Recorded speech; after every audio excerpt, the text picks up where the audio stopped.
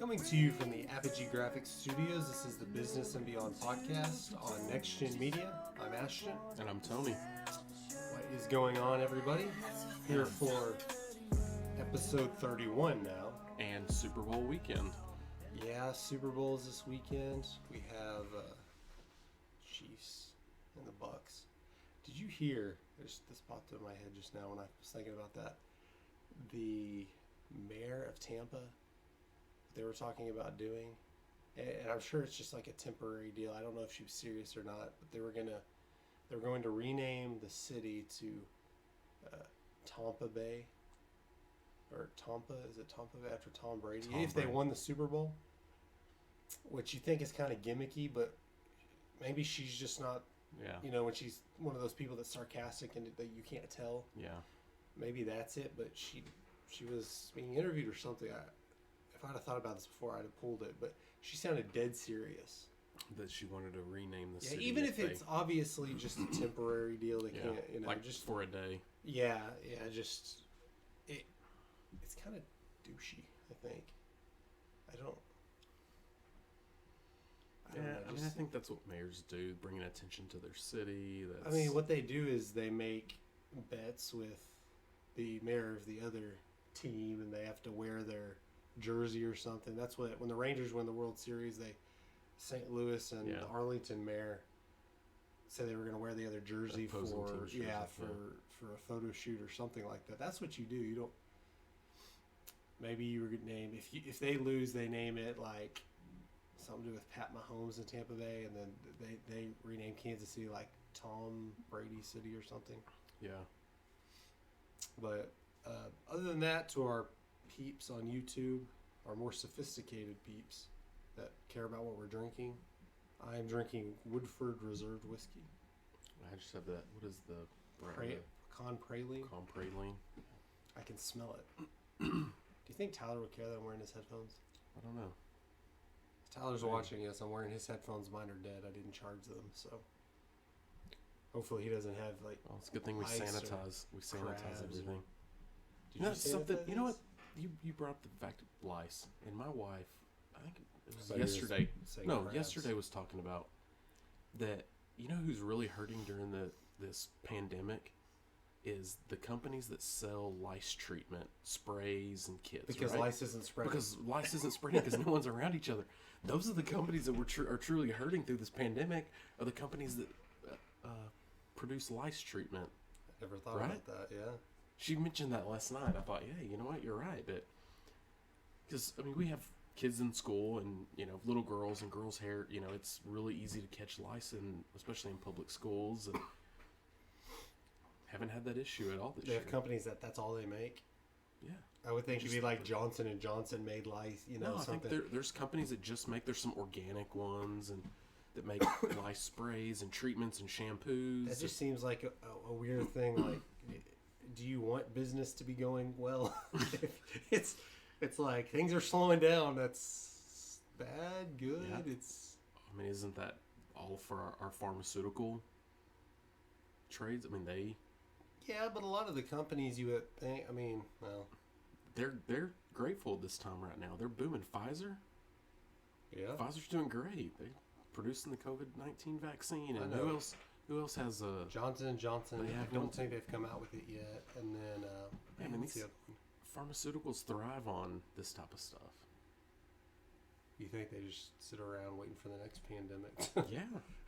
Why wouldn't they? So okay, the flu's phasing out. A lot of people are realizing, we're not going to get the flu shot anymore. We're done with that. Okay, let's hit them with something else. So you work for Pfizer, and after all this is over, everybody gets bonuses and pizza parties. I guarantee it. I guess you could celebrate being the first ones to have their vaccine out, but then you're like, we did great because of COVID. Thank God that. Yeah. Well, you joke about that. How many companies really are thinking, thank God for COVID, I needed this. My company's thriving through this.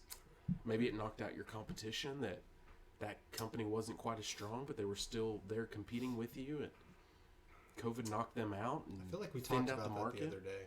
Not on the show, but we were talking about you and I were talking about it. Yeah. That's a good show idea, future companies that have thrived off COVID. But think of companies that with Zoom. hand sanitizers. Yeah, any of those hand sanitizer companies, the companies that make the paper masks, the price. I should have bought stock in whatever company makes masks.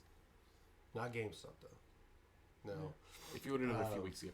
But no, the mask, they're so expensive now. I'm like, I want to stock up on paper masks. I know you buy like used a to box see of somebody like wearing 15. a mask, and you just like, what weird disease do they have that they're And now wearing a mask we're in going public? through those disposable masks like crazy at my house. I know, and I feel weird when I'm not wearing a mask. We keep them in the vehicles, for Yeah. extra if you forget your cloth one. Yeah, speaking of COVID, finally got another stimulus. Well, It looks like it's passed the through Senate, the Senate, yeah. which is really the only hurdle since it's a Democratic bill, because it tied 50-50, and then obviously the vice president has the tiebreaker. So now it's on to the House, which Democrats run. So it looks like it's probably going to get passed. Yeah. It's filtered with tons of stuff. I don't even know. They're at, was it $1,400 now is what it's Yeah, that's all most these people Essentially. care about. essentially at. There's a lot of other things too.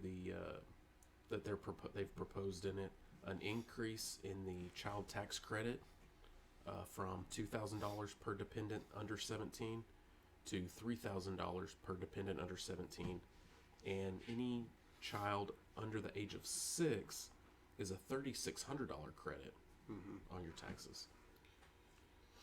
So that's a huge help. I think those are good things to work into these type of stimulus packages and bills, where there's so much complaining about where some of the money on the previous bills, money going overseas, money going into this, and that's something that if we're going to provide credits and cuts and tax breaks, that's where it should be. Is for the people with multiple children. You give them those additional tax breaks for their dependents, and that it really is going to help out. Now, that's going to be for the long term. That's going to be on your taxes. That's not immediate relief to you. So Yeah. there's some other things as far as the taxes go. The credit on your child care. For daycare. Daycare, things like babysitting. that. Yeah. Currently, that's at 35% of the qualifying child care expense you can write off. Yeah. That would, upon this bill being passed, would be a 50% increase, or increase to 50% of your qualifying. So essentially, half of whatever child care you pay can be written off. And that's a lot, because I feel like a lot of companies are not just essential workers. Most everyone, at least here in Texas, are back to work. But not all schools are. Even here in Texas, like school district, our kids go to are open, but a lot of them are still virtual, and parents have to have someone to watch their kid when they go to work, or if they don't quit their job to watch the kids. So that is a big help. Yeah. That's, also on this, they'll see extended payment relief for federally guaranteed mortgages, as well as the moratoriums on evictions. Most of it just standard stuff that was in before. They're just extending it out. A lot of that. Yes. Yeah, because I know student loan payments were deferred again, and no interest till September. But that was I think that was an executive order that President Biden wrote up. It wasn't in this part.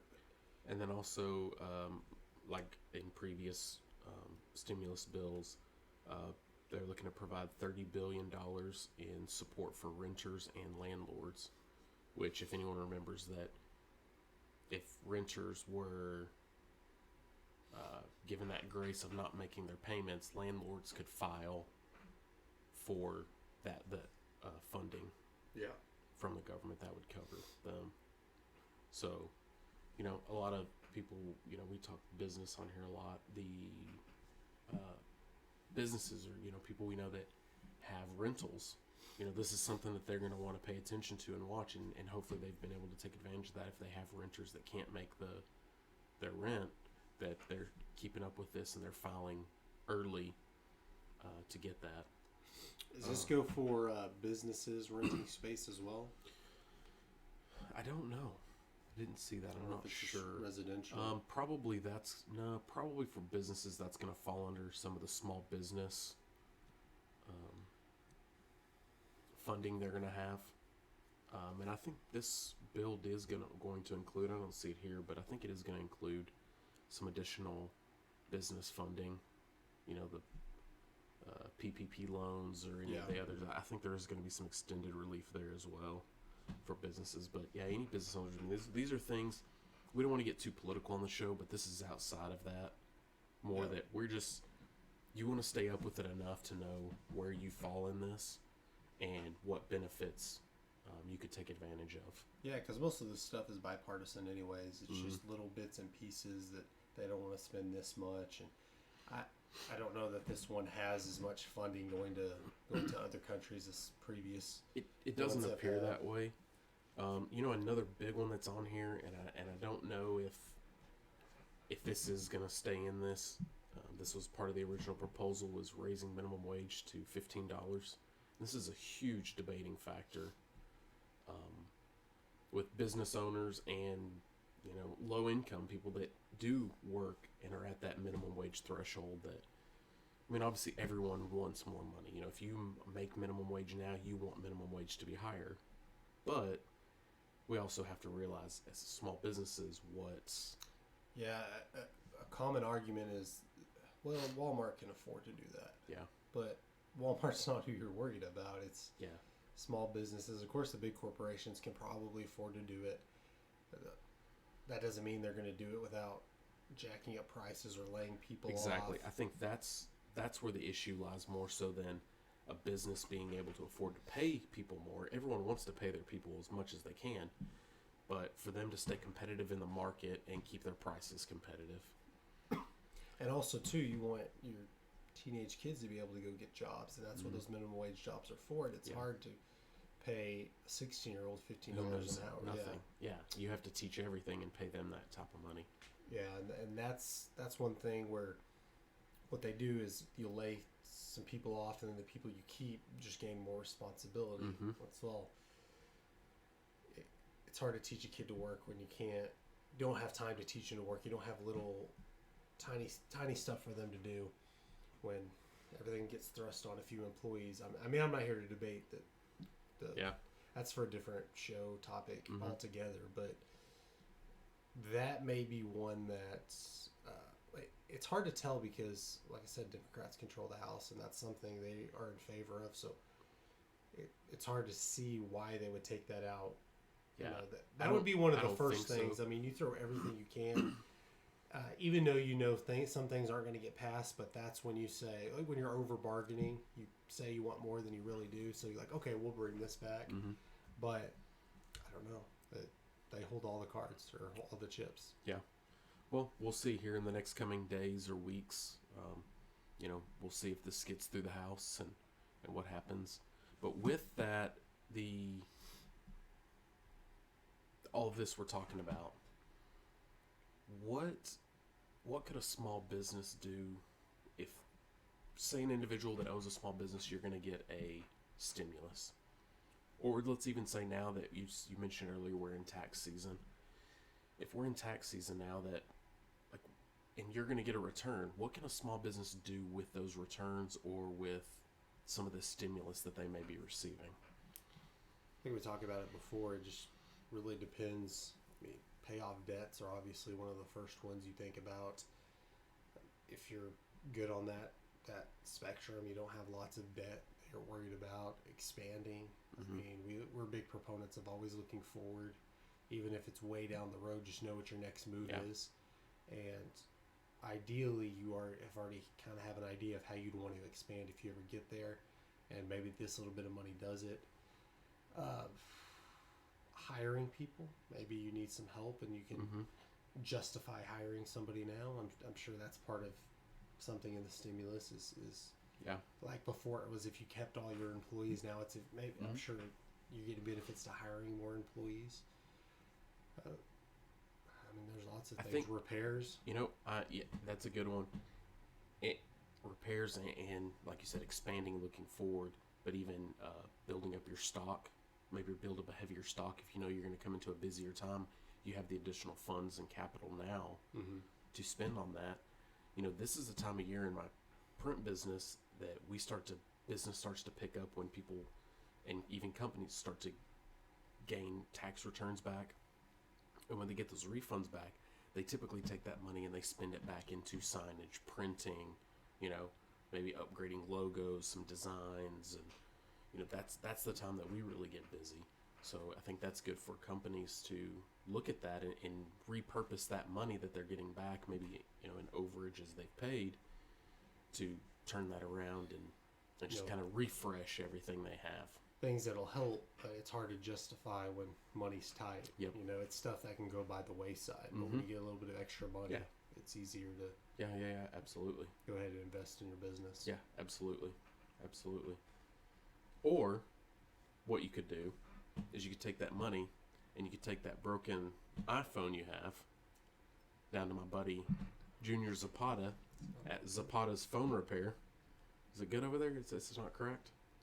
I think it's a scratch, but it's a screen protector. Well, you it's know a what? work phone. Who cares? He can hook you up with the screen protector too, I'm sure.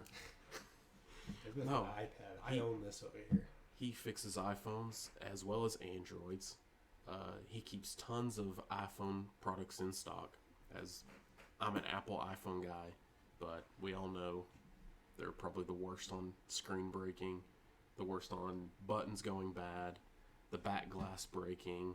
I mean, probably one of the worst phones you can have for something to go wrong. Well, it's supposed to be a rich person's phone, so it doesn't matter. I guess does he have cases too? I don't know. That's one of the first things I get. I always get a case. Maybe that's something he needs to look into. As soon as I order my phone, I buy maybe a like case. we were talking about when you're looking for and advancing, maybe he should stock up on cases. But I know he does screen protectors. To Apogee Grafix he does about that. Screen repairs, back glass repairs, battery replacements. I had one of my kids' phones, the battery wouldn't hold up, took it in, he swapped out the battery, and he showed us the battery. The battery had started to swell up. That's something you wouldn't even think of. You're just like, the battery's going down, won't hold a charge, I need a new phone. Took it back to him. Very, very inexpensive, very competitively priced. That. He can change the home buttons on your phone, speakers, the cameras. He does laser engraving on smaller items like phones or tablets, or I've seen dog tags, I believe. Different things he can do some laser engraving on. Also, iPhone and Samsung carrier unlocking. And he also, more recently, has started game console cleaning and small repairs. So if you got the dirty PlayStation, maybe your PlayStation's acting up, your fans are getting loud, you can take it into him. He'll strip it down. He'll clean them really well, get them operating like new again. I may need him to look at my Xbox, or my kid's Xbox. That's a good idea. Yeah. So if you want to call him, you can check him out on his Facebook. You can, all his info's in the description below. And right here, yeah, I was gonna say, if you're watching YouTube, it's going to be right here. Yeah. You're going to see all his info there. So give Junior a call. I know he's going to take care of you guys.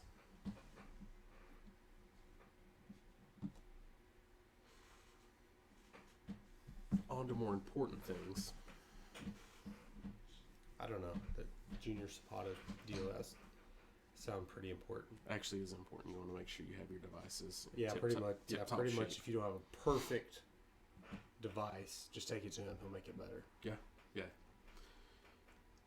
So, as you know, with all the coronavirus stuff, this, in 2020 and even carrying over now to 2021, pretty much everyone's at some point has worked from home.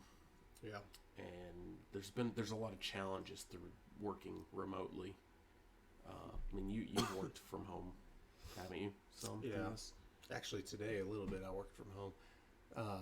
Not for any COVID reasons, but working in outside sales, you have that flexibility. And a lot of people at first seem like that's their dream job is to work from home, but there's a lot of little stuff, especially now in COVID when you can't, or I guess you can, but it's not as often that you go out and hang out with people. I think the number one thing they talk about is loneliness. You're not talking with your coworkers, you're not conversing, and you really don't know how much you do that or how much enjoyment you get out of that. So you're sitting at home and not and not doing that anymore, other than on the phone or in emails. Yeah. So last March, when all of this started, well, this started before then, but in March, around spring breaks, when things started to shut down, our offices closed, and we all went working. Decided we were gonna work from home. And at that point, I thought, man, this is the greatest thing. This is what I've wanted pretty much my whole life. I want a job that I can work from home.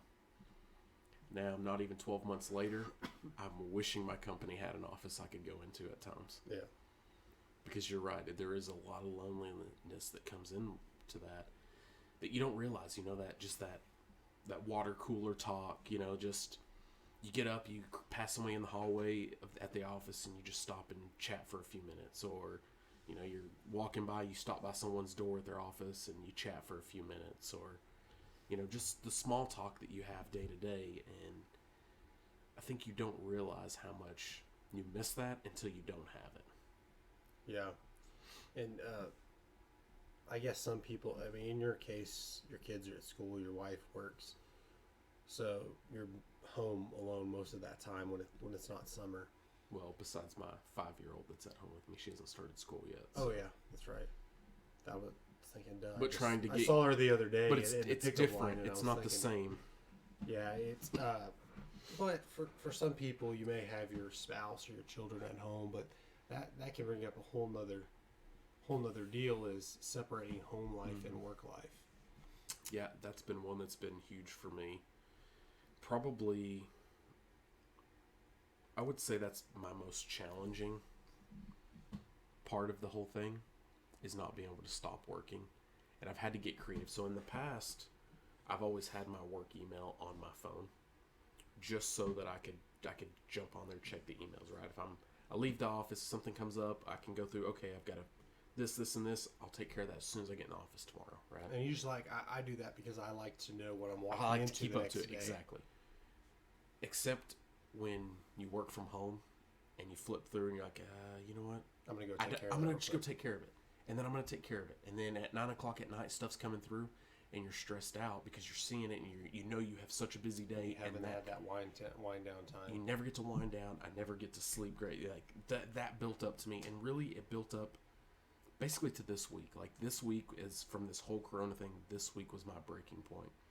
Like I had so much pride in myself through 2020. There was so much stress, and that was a time for me that I really was able to dig deep and find myself, and I felt like I was at so much peace. And I really was. Until this week, I didn't realize how much it was continuing to build up on me with work, of continuing, never stopping work, never putting work away. I was just kind of always working on it, and always checking my email all day. And until this week, it hit me, and it was just overwhelming. And that was the point I deleted my work email off of my cell phone and put it away. And that's really, if I could give anyone advice on what you can do to help out in these type of challenges, that would be the number one, is take your email off, especially when you work from home now, when you're there working, because you have to set boundaries. I'm already putting in 8, 10, 12-hour days at my house, in my office with it anyways. I have to be able to, when it's time to quit, I just have to cut it off and be done with it. Yeah. And I've done that, and surprisingly enough, this week when I've come back into the office and checked my emails the next morning, it hasn't been that bad. Yeah. It's actually been okay. Like it was stuff that I would have stressed out. You're not going to look at that. It's just going to blow up. It's going to be falling apart. Exactly. You have to look. And it really hasn't been that bad because I've come in so much more fresh the next morning, because I got a good night's sleep, because I wasn't thinking about it all night. Yeah. And that's huge. That was huge for me. Also, like trying to set time limits and boundaries. So for me, my kids, my son plays ball. We're active. We're moving. We're going. My girls want to go out and play in the afternoons when they get home from school. So I've tried to set limits for myself. Starting, if I start at 7 a.m., I'm gonna at least try to be done by 5. Yeah. I'm trying to set those. Now, the industry I work in, sometimes it could be 6. Could go to 7. It could fluctuate. But there are also going to be days like my son had a ball game out of town this week, and we needed to leave early. So by like 4:30, we were gone. Like I was done. I packed it up. I was going to be done for the day. And that's been better for me. Something that helped too is setting morning and afternoon routines. Like when you're going to the office, if you stop for coffee, do something like that. Do the same thing every morning that you would normally do, and the same in the afternoon, so your mind can distinguish between work time and home time. Yeah, it's a good idea. And they even suggested it was mostly for kids who were doing remote learning. That's who to jump in the car, get ready for school, and jump in the car and drive around the block and then come back. Like it separates being from home. You're going to school, you're going to work, and some people take their kids to school or pick their kids home up from school. But to just do little stuff like that, so it's you're in the mood, or you're in the mindset of work time and home time, and to get dressed in work clothes. I mean, I know when you're not talking to anybody, or at least in Zoom calls, you're still in your pajama pants or whatever. Just at least dress work casual, and then when you get home, you can get back into your comfy clothes. Yeah, and that can separate. Yeah, I do that. That's something I've been a huge proponent about from the whole time since I started working at home. Is I do have a routine in the mornings. I get up, do my normal getting ready, just like I was going to leave, which I do. So I get up, and I try to get into my office at least by 7 a.m., sometimes a little sooner. At least by 7, I'm in there, and this is my kind of new routine with shutting my phone off and not being you're at work connected. So I've got my work. Is I'll go in at least by 7. I'm on the computer checking emails, setting everything up for the day, kind of getting going until about 7:45. Then I take my son to school, go do that, come home. Then I get right back at it to work and work. Now, the only thing is I don't really stop for lunch through the day, which I know probably would help. But for me, I would much rather work through lunch and be able to try to cut off earlier. Yeah. Get all my stuff done and cut off earlier in the afternoon so that I can just shut down and be away. But you're right. Getting up and getting dressed definitely makes a difference. And me being able to leave to go take my son to school makes a big difference too, because we do build that routine. And another thing that helps too is you have a dedicated office space. You have that office, that room. And some people they'll grab their laptop and work at their couch or something like that. And it just doesn't work the same. Because first of all, we're talking about home and work life. You're sitting there working, and then when you have a break, you close your laptop and you start watching TV or whatever. It makes it very unproductive and distracting not to have a dedicated workspace or a comfortable space to work. Because really, it's just not the same. Is like this in here. If you're watching on YouTube, this is my workspace. I work from home. I come out here. I leave my computer out here most of the time because if I leave it in there, I'm going to work in there. So I need to come out here. I have a huge desk right here. I have my computer. I have a printer. I have file cabinet. In a computer chair, I do have this TV back here that's very distracting, and a large array of alcoholic beverages back here too, which I try to stay out of when I'm working. But it's a lot different than when I was before I had this working inside my desk in my bedroom. Like, okay, it's kind of slow right now. I'm going to turn on the TV. It just doesn't work the same. And that makes it even worse to be kind of productive throughout the day, but you don't really get to relax. You're kind of like, you should be doing something, and then you have to work later hours, and you don't really have that home time. It's better just to set your time aside, work from whatever time to whatever time, be off, rather than kind of, okay, I'm going to go, I'm going to catch up on a couple shows because it's a slow time of day, and then we're going to go back to work. And it's better just to stay in the routine you've always been in. The only thing that I will do occasionally, especially if it's a slower Friday, which some are, this week not so much. It was kind of a busy Friday, a couple projects bidding, but if I have a slower Friday that I don't have a lot of moving things, a lot going on, I will undock my laptop and I'll go sit on the couch and do some work with the TV on and kind of slow down a little bit, chill, like relax, but still be doing some work. Now, if I have a lot going on, I'm going to stay plugged in and focused, but it is nice occasionally to be able to pull away. And I think that's where the benefits of working from home are, as long as you're not doing that every day and you do set those boundaries. And another issue that brings up is you're talking about on Friday, just kind of chilling. And a lot of times on Friday, I wasn't able to do it so much today. I had to go in the office, but on Fridays, usually I'll just work from home. I'll come in here and it's obviously not near as productive as I can be when I'm in the office. But people gain on that pattern and they know, oh, he's working from home today or whatever. And whether they believe it or not, but they kind of mess with you. Like, oh, you're taking off today. So if you're in a situation where you're working from home and your whole company's not working from home, it's just certain people. Mm-hmm. People at work can get the mindset that you're not really working that hard. And whether they believe that or not, it's not really the point. It's that you think they do.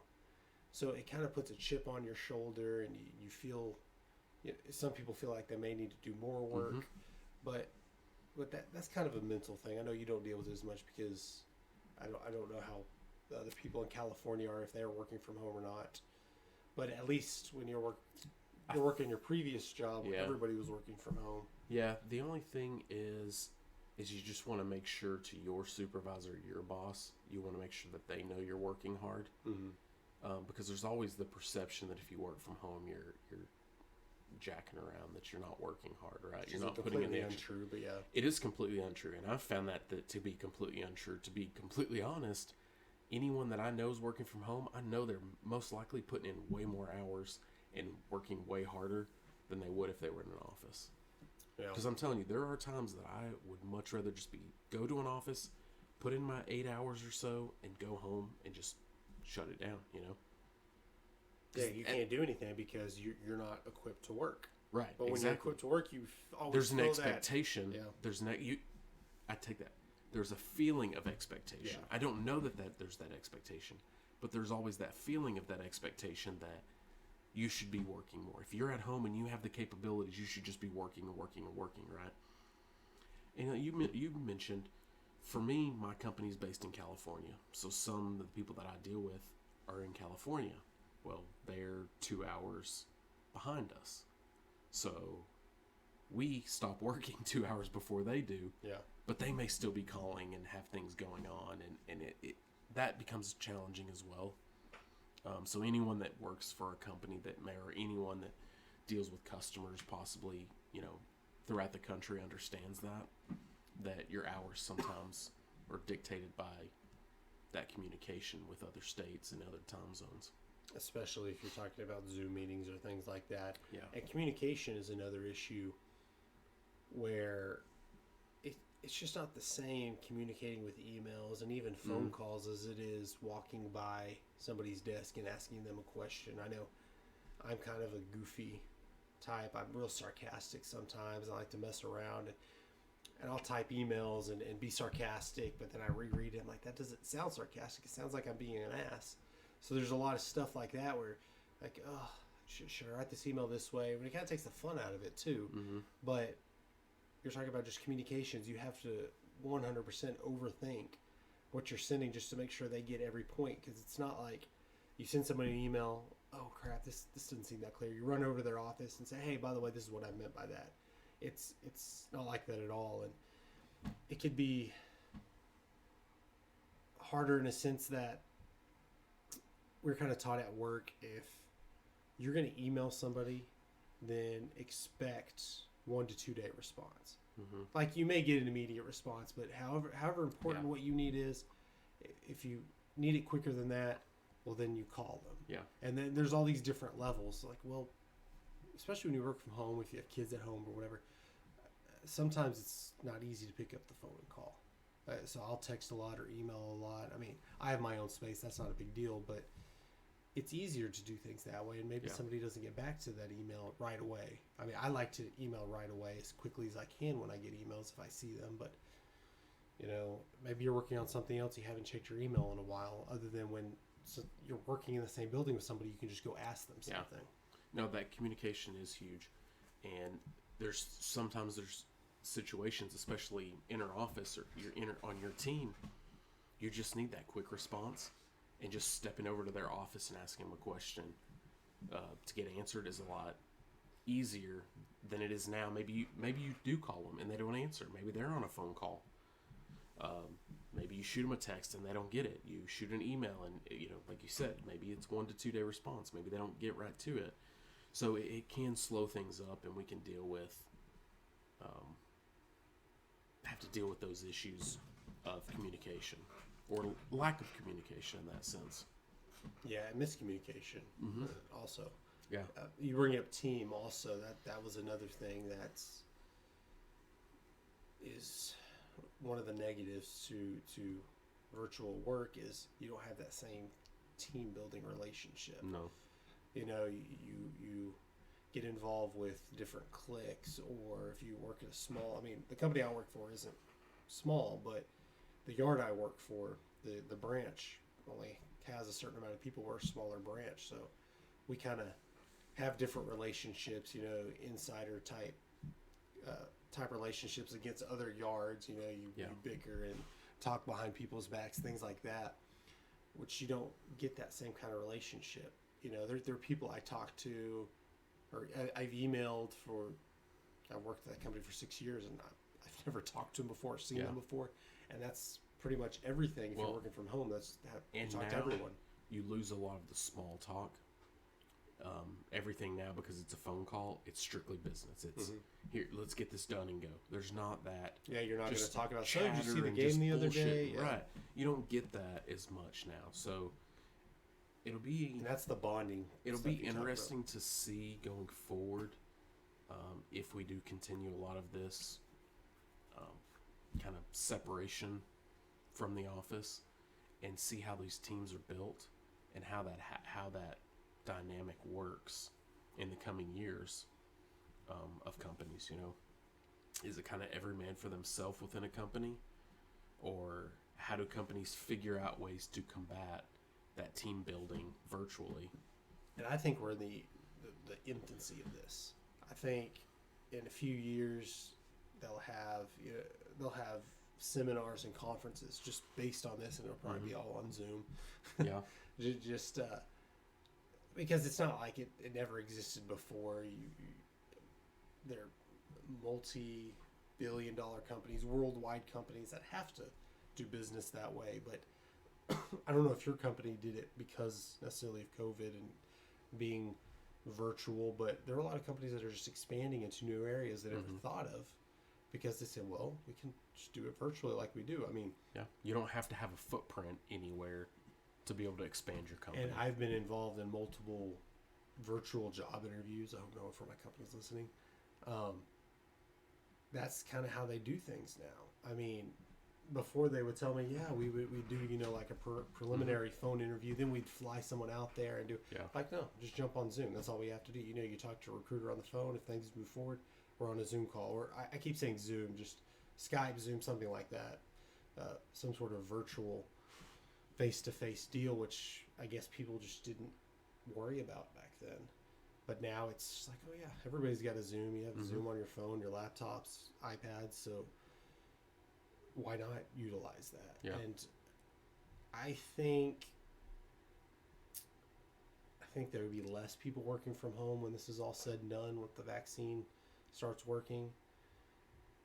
But it's still going to be a thing to be working from home. It's still going to be positions opening up for that.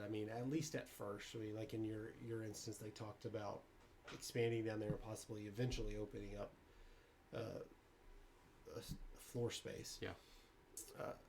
Now some companies may do that, they may not, but they realize that they can go there and expand because they don't even have to have anybody there. They can do everything on Zoom and calls it. Although it's not ideal, they realize it works now. Yeah, it's become more of the norm now. And really, like you said, the infancy of this, it's such a short amount of time that this has all been going on. We haven't even hit the 1 year mark for most companies that have done this. I know most of the companies I knew that started doing this, there were some previous, but most of them was around the spring break time of last year that they started kind of shutting down and sending people home to work from home. So we haven't even gotten to a year and developed so much. With that working from home, some issues you run into is technology, of whether your internet at home is fast enough, if that's good enough.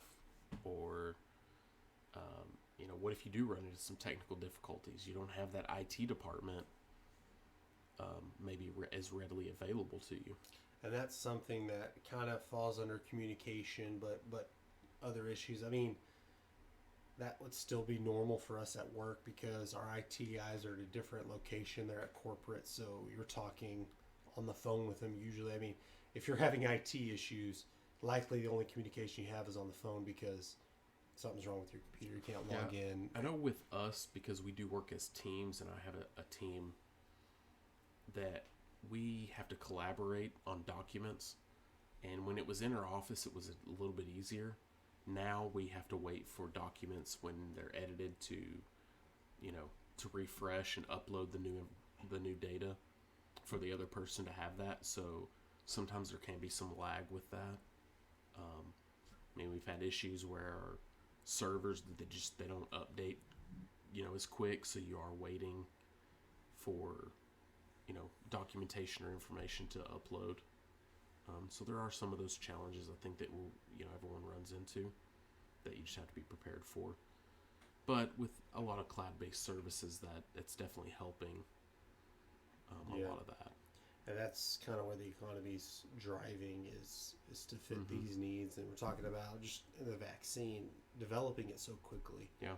Like, well, deadlines get deals done. Pressure if it gets things finished, things done. And if you don't have a need to develop certain things, then it's just kind of on the back burner. Somebody might be working on it and improving things. But, I mean, I remember when we first came out, started virtual things. You hear bad things about Zooms, people hacking into Zoom meetings, and so many people using them. Zoom obviously got that fixed pretty quickly.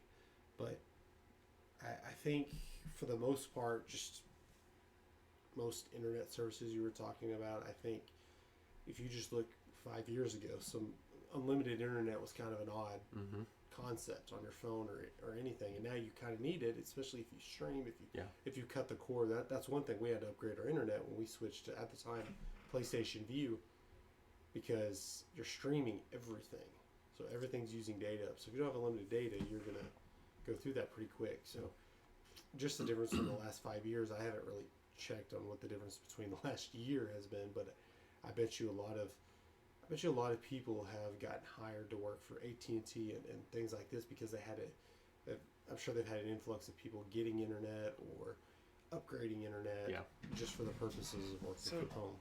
And something too that I've kind of noticed, and I feel like my small business has strived more so than some of the larger businesses, is a small business typically is already adapted to a lot of these things, right? Kind of using your electronics and devices on the go, running your business on the go, running your business remotely. There's because a lot of having things. So few people, you had to wear a lot of hats. Yeah, you wear a lot of hats, so you're doing so. I think that small businesses actually have. Well, I take that. Let's move back. The bigger businesses are adapting more to what small businesses have done.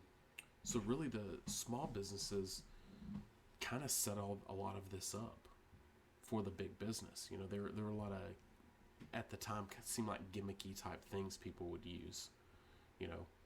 That now big businesses are going to use.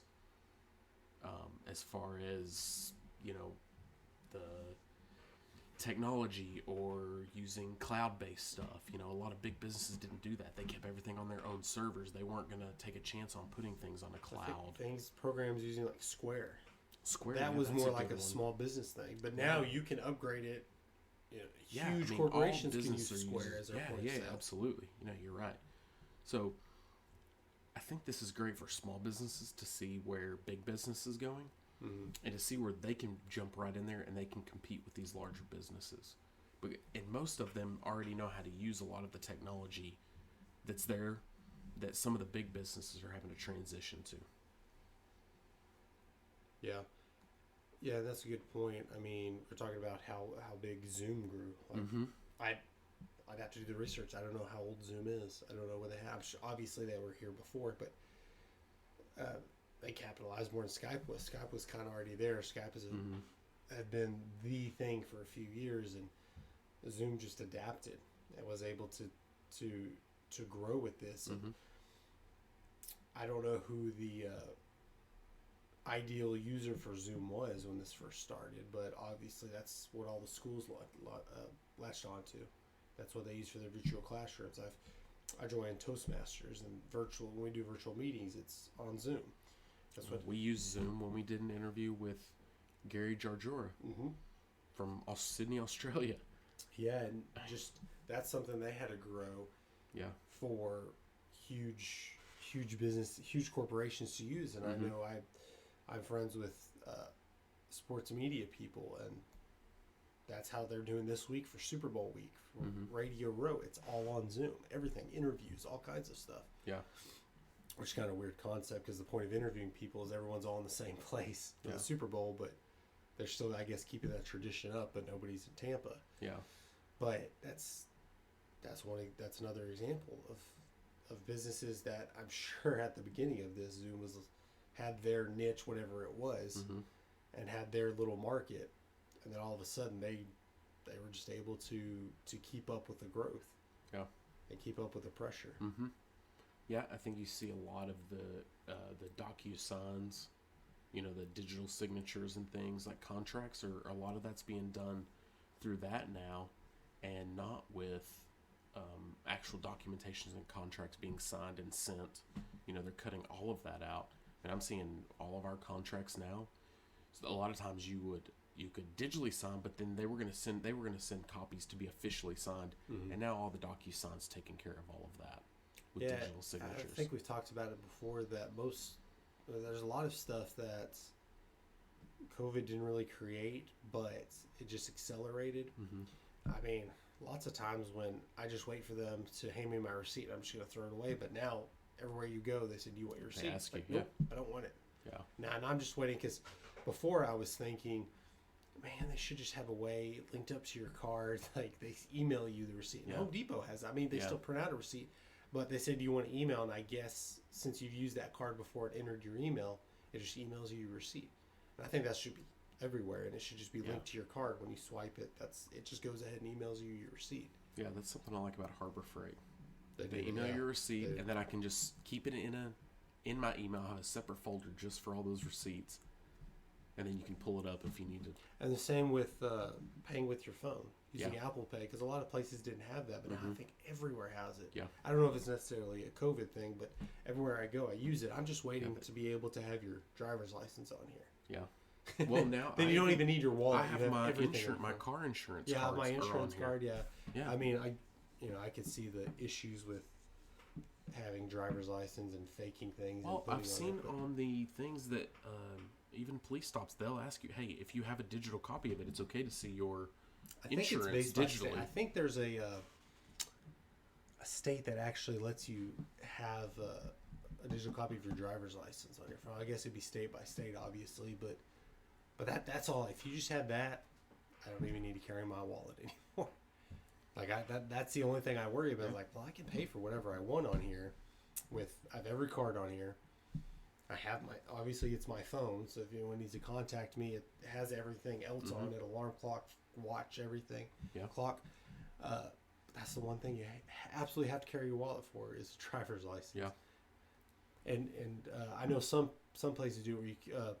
I guess that's how new your vehicle is. You can unlock your car with it too. Yeah. Like, man, you don't need to carry keys. Like, you carry your phone everywhere, and that's all you need. I think that's where technology is going. I mean, it eventually will, because I know a lot of people will talk about they don't want to use their cards on there. Man, that's gonna be so easy for people to hack it. But you know what? You know for how many years I had my cards hacked, and before any of the technology, and it was never on the before phone. I ever had my card connected anywhere.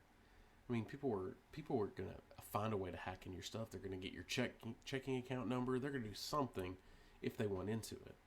But no, the technology is definitely going here. I mean, we talked about it in the past.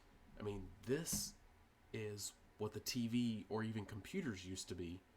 Like, this is taking the place of computers in most cases.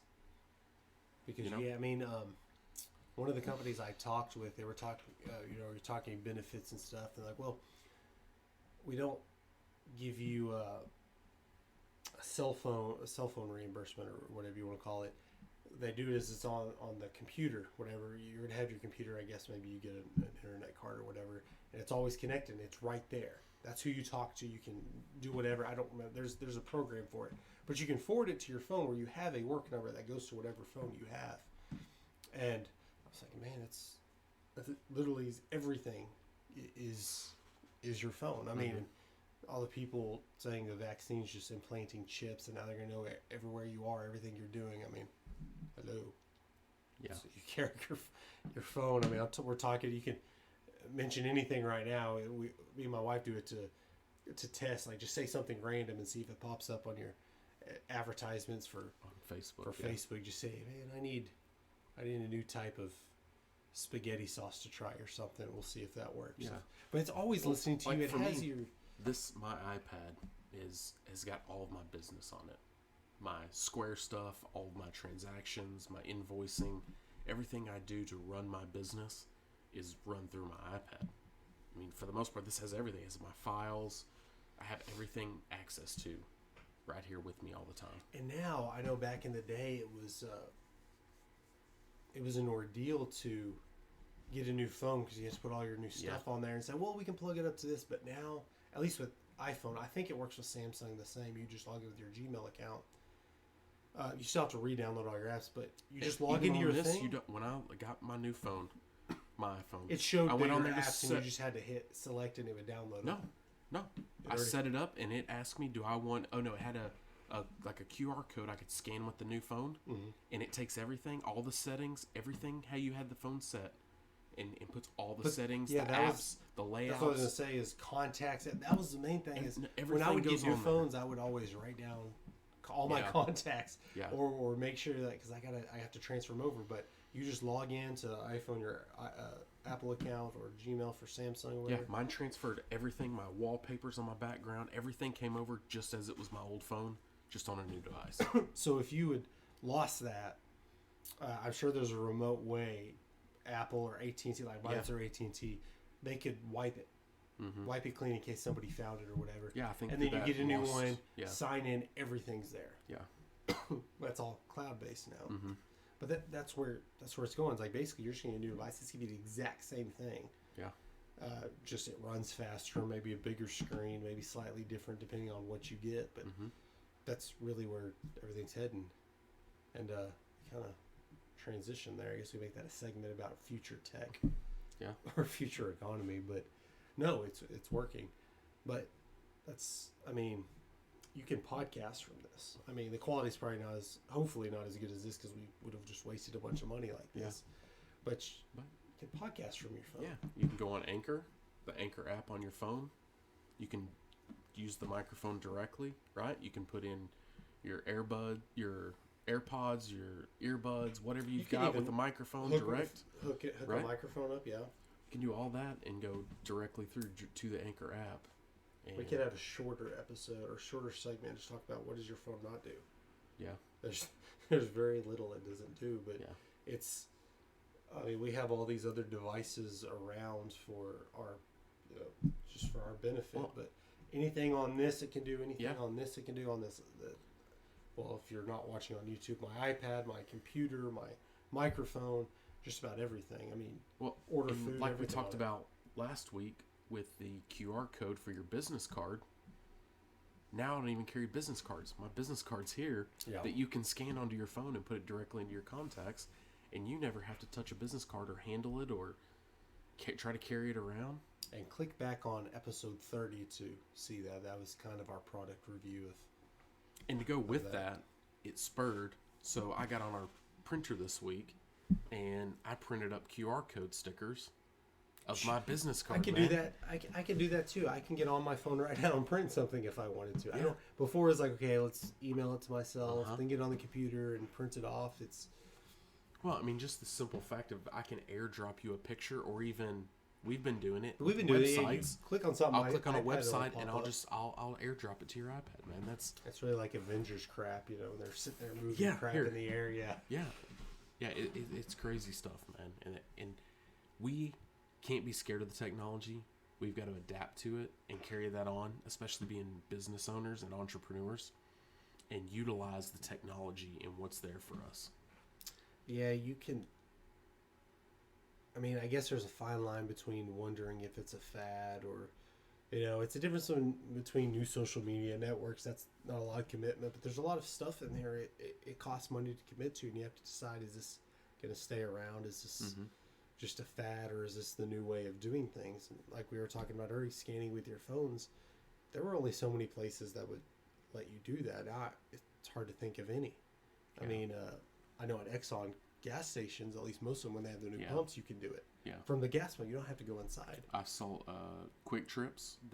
If they don't have them now, they're in the process of upgrading. All the pumps have stickers coming soon. And that's more of a COVID thing, because it's just making everything seamless and touchless. But that's a great idea. Contactless. Because really, you know how many times I've pulled up to a pump thinking, oh crap, do I have my wallet with me? That would suck if I pulled up here and didn't have a wallet with me.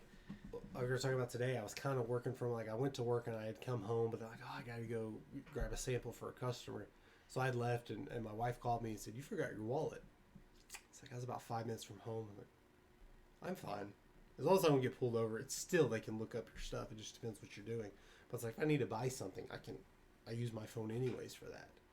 Like, I have everything. Like, I'll be fine. Mm-hmm. Like, it's not that big of a deal. And it kind of I was hanging over my head all day. And I was thinking, man, I just feel weird without my wallet. But it's like, but you didn't need it. Yeah. I mean, unless a cop wants to be a dick, depending on what I would get pulled over for. I mean, I was speeding quite a bit. I speed a lot.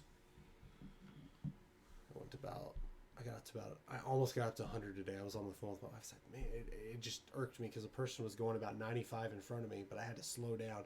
I hit 99 and I had to slow down. I was like, I just wanted to get to 100. I don't know why. Just to see it, triple digits on there. But yeah, that case, I'd probably need my wallet. But you were in Mexico, on a road in Mexico where there are no speed limits. No, I was on 35. There's speed limits, but everybody, like I said, the guy in front of me was driving 95. Let's hope the Fort Worth cops aren't listening to this show. Well, I'm more worried about my boss because I'm in a work vehicle listening to. No, you can. I'm just saying, when other people are driving just as fast, I've driven down 35 going 90 something, and a car just flies past me. I think they had to be going over 100. I just keep up with traffic, but I got close to 100, so I thought, let's just touch 100 and I'll slow back down. But the car in front of you wasn't going to have it. No, they were only going about 95 slowpokes. Probably some granny driving it. Man, this episode's kind of gotten away from us. We've been talking about lots of different stuff. We'll just call this the potpourri episode. Yeah. We've talked about a lot of different things. If you, however you listen to us, we appreciate the clicks, the downloads, whatever you want to call it. Did you know, I didn't know this, my iPhone was saying, hey, you should probably clear up some space because, I think I was reading an article that says your phone's running slow, clear up space. The number one app on my phone with space was Spotify, because I listen to podcasts and it downloads every single one to your, I guess because it uses less data just to download it than to stream it. But which I kind of knew. I knew the terminology downloading it when you're doing podcasts, because that's how they track your listeners and how many downloads. But like every single episode of everything I ever listened to was downloaded to my phone. Does it automatically download, or just when you click on it to listen to it, then it downloads? Or does it download it preview? Surely when you click on it, and it just downloads it. Because I've seen it, it'll be loading and it downloads it. So if you're downloading us, and hopefully we're taking up a lot of space on your phone because you listen to every episode, because we're at episode 31, a couple mid-roll shows, so we're hoping. And how are you listening? So go clear up some space so you can download upcoming shows. Episode 31. And check it out on YouTube. We're on YouTube. If you're watching us right now, we encourage you, even if you don't, or even if you do listen to the podcast form, go look, because a lot of times I'll say this and that, and I'm pointing at something and I don't catch it. So if you're a little confused, maybe go to the YouTube page and watch it. We prefer it. But yeah, and if you're on YouTube, go, check clicks. Yeah, check them out both. And we're pretty much on every platform. Apple, Spotify, a lot of weird ones too. If we're not on a podcasting platform you prefer, let us know, and we'll look into that and see why we're not. We can't find us. Yeah, we're on the ones that Anchor puts us on, but we can manually put our 7, 8, 9 different ones. But if there's any that we're missing, you let us know, and we'll absolutely look into that. Yeah, because I know it can get really annoying when I think it just opens up Anchor on your phone, or the web browser on your phone if you don't have any of the options. But that can be annoying sometimes. I have all those podcasting apps on my phone, but I only listen to Spotify. I don't know why. That's just how I am. So I know some people are like that. They only listen to their thing. I did listen to Spotify some with it. I prefer the Apple podcast. See, what's weird about Apple is sometimes, depending on the podcast, it doesn't keep them in order. Oh, yeah. So sometimes when I find a new one, if I'll scroll down, they have like less than 10 episodes, I'll start and listen to them in order and catch back up. Mm-hmm. And, a lot of podcasts, it doesn't matter. They're not really sequential. I mean, we try to be. I guess you could listen to us in any order you wanted to. It's not really mandatory. You start at one. Yeah. Which is another thing. We might as well just get off topic. We keep getting off topic. No, we're talking about sequential order. I know you're like, Ashton, just hit the button and let's get off this. They're talking about there's no reason for the alphabet to be the way it is, like in order. But there's no reason for it to be A, B, C, D, except for, I guess, the song rhymes. I never thought you about could that. literally Why put did it matter? the letters in any order, and it really wouldn't matter. But if they were in any other order, I wouldn't be able to. Well, yeah, memorizing them in the song. Memorize from the song. Yeah. But then I thought of it, like, yeah, that really, it doesn't matter. No. You could do it anyway. I know. I'm just. Yeah, it's not like numbering. Yeah, where numbers need to be. It means absolutely nothing. And I did see someone talk about, well, sometimes you link A with 1 and B with 2. Some things, but I don't think a lot of people do that. I mean, I've been drinking, and we're recording here late Friday night, so that's why I keep rambling. We're talking about the alphabet. Alphabet, man. We're finishing the show. Hey, I'm having fun here. I'm just waiting. Like, I don't really want to stop recording. This is like a passion. This is fun. But anyways, we've gone on too long. I'm sorry for wasting the last 5 minutes of your life. I'm sure our sponsors are thinking, man, these guys, are we sure we put our money in the right place? Speaking of sponsors, all their information is down below in the description box. However you listen to your podcast, YouTube, anything, we have all that information. Yep. So that's episode 31. I'm Ashton. I'm Tony. Peace out. Hear you next time.